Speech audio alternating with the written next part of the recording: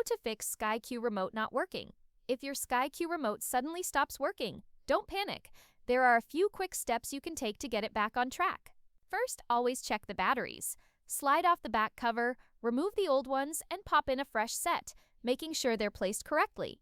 Next, give your SkyQ box a quick reboot. Switch it off with the remote or by pressing the standby button, then unplug it from the mains completely. Leave it off for at least 30 seconds before plugging it back in. Wait patiently for the box to restart fully, because sometimes a simple reset is all that's needed to restore the connection. If it's still not working, the last step is to reset and repair the remote. Hold down the 7 and 9 buttons together until the light flashes, which clears the memory. Then hold down 1 and 3 until the light flashes again, and follow the instructions that appear on your TV screen to complete the pairing process. By replacing the batteries, rebooting the box, and repairing the remote, you can usually get your SkyQ remote working perfectly again in just a few minutes.